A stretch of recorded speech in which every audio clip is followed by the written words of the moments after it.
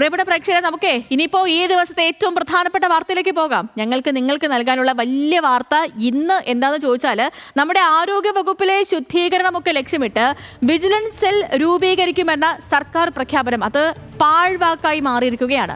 2018 ഇറങ്ങിയ ഉത്തരവ് ഇപ്പോഴും ആരോഗ്യമന്ത്രിയുടെ ഓഫീസിൽ വിശ്രമിക്കുന്നു. സ്വകാര്യ പ്രാക്ടീസ്, കൈക്കൂലി പരാതികൾ എന്നിവ അന്വേഷിക്കുന്നതിനായാണ് ആരോഗ്യ വകുപ്പിൽ വിജിലൻസ് സെൽ രൂപീകരിക്കാൻ തന്നെ തീരുമാനിച്ചത്. കാണാം ന്യൂസ് മലയാളം ദ ബിഗ്ഗസ്റ്റ്.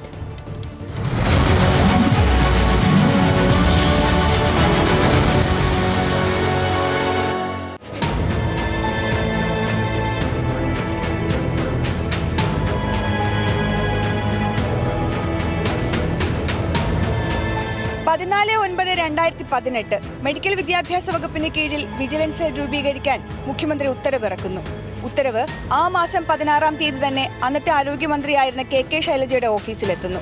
പിറ്റേ ദിവസം, അതായത് 17/9/2018 ഈ ഉത്തരവ് അന്നത്തെ ആരോഗ്യവകുപ്പ് സെക്രട്ടറിയായിരുന്ന രാജീവ് സദാനന്ദന്റെ ഓഫീസിലേക്ക് കൈമാറി. പിന്നീട് അനക്കമൊന്നും ഉണ്ടായിട്ടില്ല.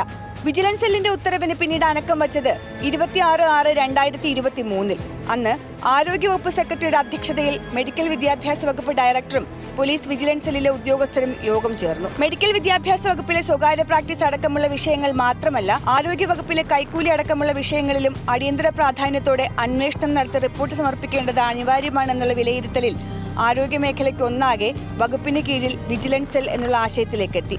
DYSP റാങ്കിലുള്ള ഉദ്യോഗസ്ഥനെയാണ് ആദ്യം തീരുമാനിച്ചതെങ്കിലും പിന്നീട് SP റാങ്കിലുള്ള ഉദ്യോഗസ്ഥന് വേണമെന്നുള്ള ആവശ്യം അംഗീകരിച്ചു. DME ഓഫീസിൽ വിജിലൻസ് സെൽ ഉദ്യോഗസ്ഥർക്ക് സ്ഥലം അനുവദിച്ചാൽ അത് ഉദ്യോഗസ്ഥരുടെ മാനസിക സമ്മർദ്ദം കൂട്ടുമെന്നുള്ള ഒരു വിഷയവും അന്നത്തെ DME ഡോക്ടർ തോമസ് മാത്യു യോഗത്തിൽ ഉന്നയിച്ചു. ഉദ്യോഗസ്ഥരുടെ സമ്മതത്തോടെ തന്നെ SP റാങ്കിലുള്ള ഉദ്യോഗസ്ഥനെ നിയമിക്കാമെന്നുള്ള ധാരണയിൽ യോഗ അജണ്ട തയ്യാറാക്കി. എന്തൊക്കെ അധികാരങ്ങളാണ് നൽകാൻ പറ്റുക എന്നുള്ള കാര്യത്തിൽ DME റിപ്പോർട്ട് നൽകണമെന്നാവശ്യപ്പെട്ട് ആ യോഗം അവസാനിപ്പിച്ചു. 2023 മുതൽ 2025 വരെ ആ നിർദ്ദേശത്തിന് അന്നത്തെ DME ഒരു വിലയും കൽപ്പിച്ചില്ല. ഏറ്റവും ഒടുവിൽ കാലാവധി കഴിയുന്നതിന് തൊട്ടു മുൻപ്, ഏതാണ്ട് 3 മാസം മുൻപ് റിപ്പോർട്ട് നൽകി. ഇത് ആരോഗ്യമന്ത്രിയുടെ ഓഫീസിലെത്തിയിട്ടും വകുപ്പിന് അനക്കമില്ല. ചുരുക്കത്തിൽ, പരാതികൾ ഉയർന്നാൽ അത് വകുപ്പ് തല അന്വേഷണം മാത്രമാണ് ഇപ്പോൾ നടക്കുന്നത്. ഡോക്ടർമാർക്കെതിരെ കൈക്കൂലി ആരോപണം ഉണ്ടാകുമ്പോൾ സസ്പെൻഷൻ അടക്കമുള്ള നടപടികളിൽ ഒതുങ്ങി കാര്യം തീരുകയാണ്.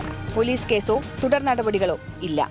2018 മുഖ്യമന്ത്രി ഇറക്കിയ ഉത്തരവാണ് ആരോഗ്യ വകുപ്പിൽ ഇങ്ങനെ അനങ്ങാതെ കിടക്കുന്നത്. ഏത് ഉദ്യോഗസ്ഥന്റെ താൽപര്യാർത്ഥമാണ്, ആരെ സംരക്ഷിക്കാനാണ് ഈ ഫയൽ പൂഴ്ത്തുന്നത്? PR Praveena, news Malayalam, Thiruvananthapuram.